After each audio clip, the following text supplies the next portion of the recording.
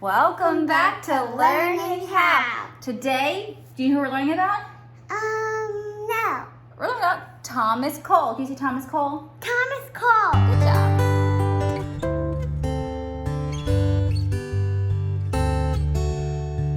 Cole was born in 1801 in England. He died in 1848. He lived in the United States. He lived in New York. Cole was one of 8 children in his family, and he was the only boy. That is a lot of sisters. His family immigrated to America. They first lived in Ohio, and then Pennsylvania, and then as an adult, he lived in New York. Cole is known for his paintings that frame the New World, which is America, as a natural Eden, in contrast to the smog-filled cityscapes of the Industrial Revolution area of Britain.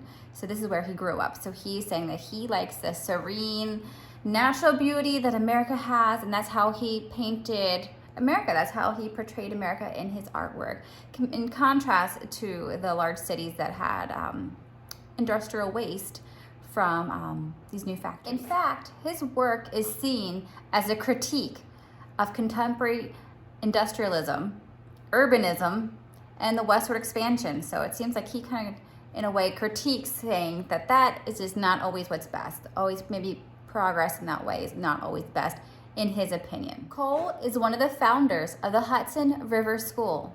Members of this school celebrate the American landscape and its beauty. So that's the whole school was founded on that premise that America is beautiful and they like landscaping.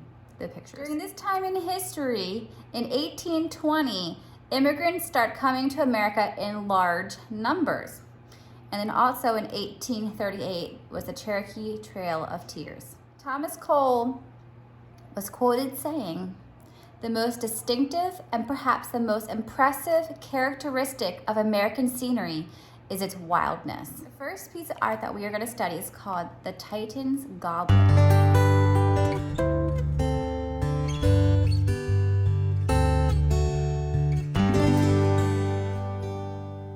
Painting was created in 1833. It can be seen at the Metropolitan Museum of Art in New York City. If you have a chance to go there, go there. I've been there several times and it's beautiful and it's fun. It's sometimes called a landscape within a landscape because there is a separate world living on the rim and the water of the goblet. So with your parents' permission, hold on a second, hi. Maybe ask your parents to look up this on the internet, and you guys can zoom on in onto the rim of the goblet and the water, and you can see that there's a whole other landscape going on. In fact, on the rim of the goblet is included a Greek temple and an Italian palace. So there is a whole secret world going on within this picture. So try to check it out with the permission of your parents. The word that we are going to study today, the key word we're going to study today, is called landscape. A landscape is paintings of natural scenery, like mountains, rivers, valleys, and trees. The second piece of art that we are going to study is called Distant View of Niagara Falls.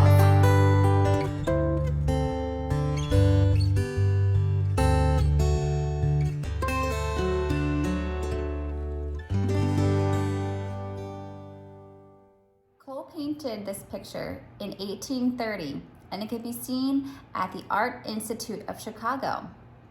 When Cole first painted when he first visited Niagara Falls in 1829, he was very impressed by them. And he finished this painting in London the following year. At this time, Niagara Falls was home to factories and tourism. Cole attempted to paint the falls as if they had been in their natural state. So he did not include the tourism or the factories in his. Good job. So he did not include those into his painting. The word for this picture that we're going to study is called contrast. Contrast is using opposite elements like light and dark, smooth and rough in a painting. So as you see this painting, what kind of contrast does Cole use? Does he use light and dark? How does he use smooth and rough in this painting? The third piece of art that we are going to study is called The Expulsion from the Garden of Eden.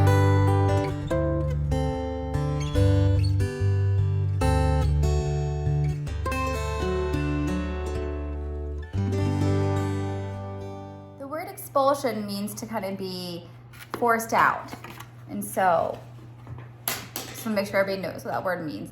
So this painting was painted in 1828, and it can be seen at the Museum of Fine Arts in Boston.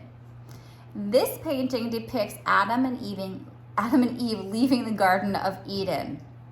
And previously, this what sets this piece of artwork apart from other artists that depicted the Garden of Eden and Adam and Eve is because most of these paintings depict Adam and Eve as the focal of the painting. They're usually kind of like the center of the painting, which is what the focus is on.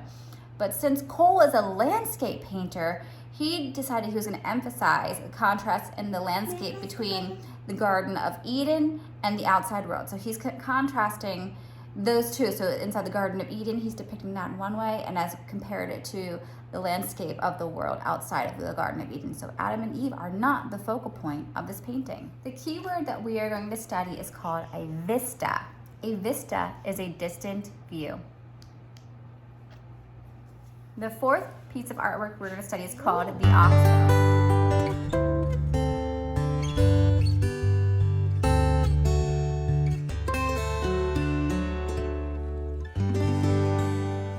The oxbow was painted in 1836.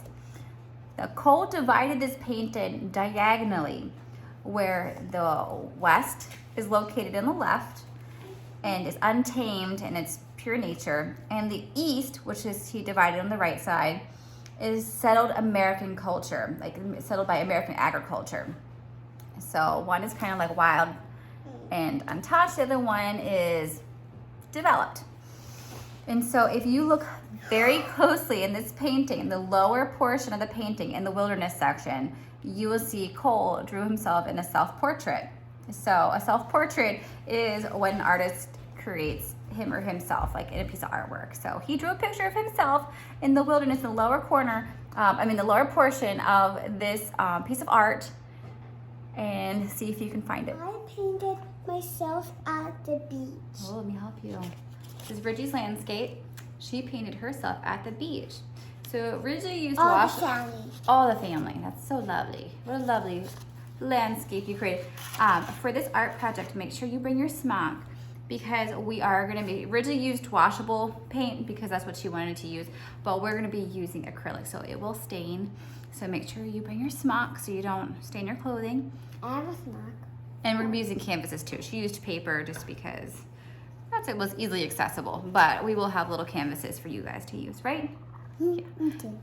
So, well, we'll see you guys later. Bye. Bye.